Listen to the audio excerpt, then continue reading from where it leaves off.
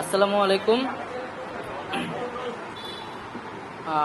আজ দুপুর 1টার সময় আমাদের প্রধান উপদেষ্টা কার্যালয় যমুনাতে আমাদের উপদেষ্টা পরিষদের একটা অনানুষ্ঠানিক বৈঠক ছিল এবং এই বৈঠকে আমি আমার একটা ব্যক্তিগত বিষয়ে আলোচনা করেছি এবং আলোচনা সাপেক্ষে আমি প্রধান উপদেষ্টা বরাবর আমার পদত্যাগপত্র জমা দিয়েছি। আমার যেই দুইটি মন্ত্রণালয় ছিল, তথ্য ও সম্প্রচার এবং ডাক, টেলিযোগাযোগ এবং তথ্য প্রযুক্তি, দুইটি মন্ত্রণালয়ের দায়িত্ব থেকে আমি ইস্তফা দিয়েছি। এছাড়াও এই জুলাই ফাউন্ডেশন, জুলাই শহীদ স্মৃতি ফাউন্ডেশন সহ সরকারের যেই সকল কমিটিতে আমি ছিলাম, এই সকল কমিটি থেকে আমি একই সাথে ইস্তফা আমার হচ্ছে। তো মূলত একটি গণ অভ্যুত্থানের প্রেক্ষিতে 8ই আগস্ট আমরা গণ অভ্যুত্থানের প্রতিনিধি হিসেবে প্রথমে 2 জন এবং পরবর্তীতে আরও 1 জন, 3 জন অন্তর্বর্তী সরকারে দায়িত্ব নেই অন্যান্য উপদেষ্টাবৃন্দের সাথে। তখন দেশের জাতীয় নিরাপত্তা এবং গণ অভ্যুত্থানের আকাঙ্ক্ষা বাস্তবায়নের লক্ষ্যে আমাদের সেই সময় দায়িত্ব গ্রহণ করাটা আমাদের কাছে মনে হয়েছিল যৌক্তিক।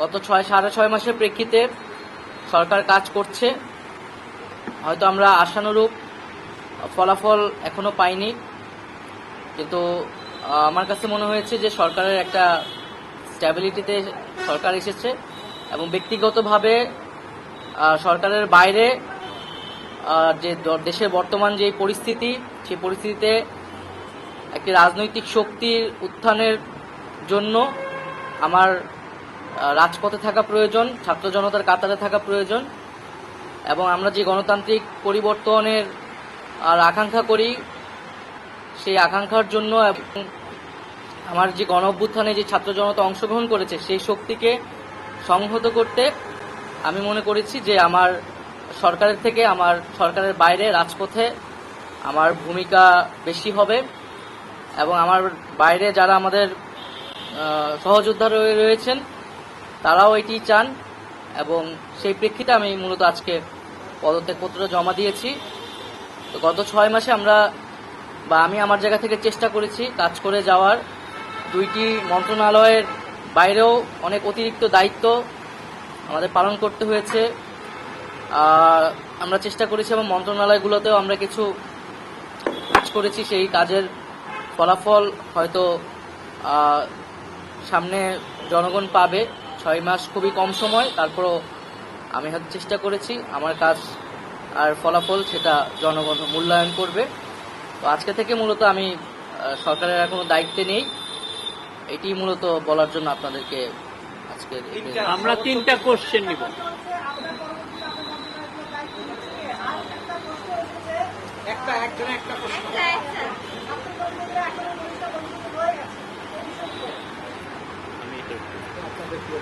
আমার পরে দায়িত্ব নিবে এটা আসলে ক্যাবিনেটে, পরবর্তীতে এটা ক্যাবিনেট ঠিক করবে, উপদেষ্টা পরিষদই ঠিক করবে।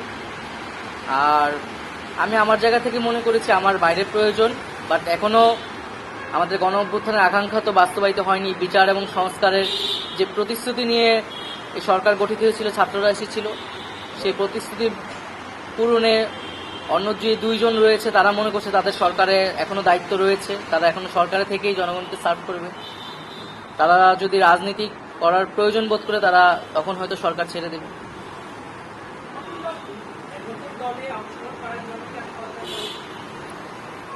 হ্যাঁ, নতুন যে রাজনৈতিক শক্তি এবং দল গঠন হচ্ছে, আমি সেখানে অংশগ্রহণ করতে আমার অভিপ্রায় আছে এবং জনগণের সাথে মিশে আবারও জনগণকে ঐক্যবদ্ধ করা এবং আমাদের যে গণ অভ্যুত্থান এর যে প্রতিশ্রুতি সেটা বাস্তবায়নে মাঠে থেকে কাজ করার লক্ষ্যে আমি সরকার থেকে পদত্যাগ করছি।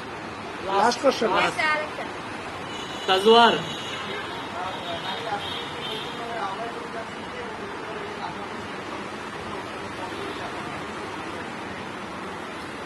এটার জন্য আপনাদের দলটির যেদিন ঘোষণা 28 তারিখ, সেদিন পর্যন্ত অপেক্ষা করতে হবে, সেদিনই এটা জানা যাবে। নারীদের মধ্যে থেকে একটা কোশ্চেন নিব। নারী কেউ আপনি সাজেদা জি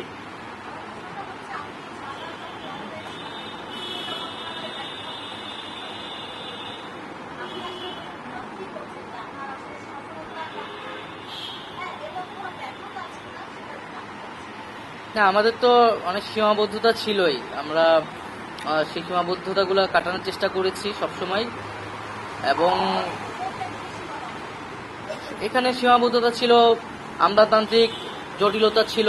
আমরা এসে এই ব্যুরোক্রেসিকে যেভাবে পেয়েছি, এখানে পুলিশ যে তার আত্মবিশ্বাসের ঘাটতি হয়েছে আন্দোলনের পরে, এবং একই সাথে এখানে এই জুলাই গণহত্যাকারীদের, জুলাইয়ের যারা গণহত্যাকারী তাদেরকে গ্রেফতারের বিষয়টা, বিচারের বিষয়টা, সেই বিষয়ে আমাদের কিছু সীমাবদ্ধতা থাকা সত্ত্বেও আমরা কাজ করেছি। আমি জনপ্রশাসন কমিটির একটা দায়িত্বে 2 সপ্তাহের মতো ছিলাম। 2 সপ্তাহের মিটিংয়ে আমরা সিদ্ধান্ত নিয়েছি যে যারা 18 সালের ডিসি ছিল এবং দুর্নীতির সাথে জড়িত ছিল তাদেরকে সরানোর ব্যবস্থা, এরকম কিছু উদ্যোগ আমরা নিয়েছি। এবং আমি আশা করব যে অন্তর্বর্তীকালীন সরকার সামনের দিনগুলোতে জনগণের যে আকাঙ্ক্ষা, গণঅভ্যুত্থানের যে আকাঙ্ক্ষা, সেই আকাঙ্ক্ষা বাস্তবায়নে তারা সচেষ্ট হবে এবং দেশের যে আইন শৃঙ্খলা পরিস্থিতি, সেই আইন শৃঙ্খলা পরিস্থিতি এবং দ্রব্যমূল্য নিরসনে তারা সফলতা দেখাতে পারবে। ধন্যবাদ।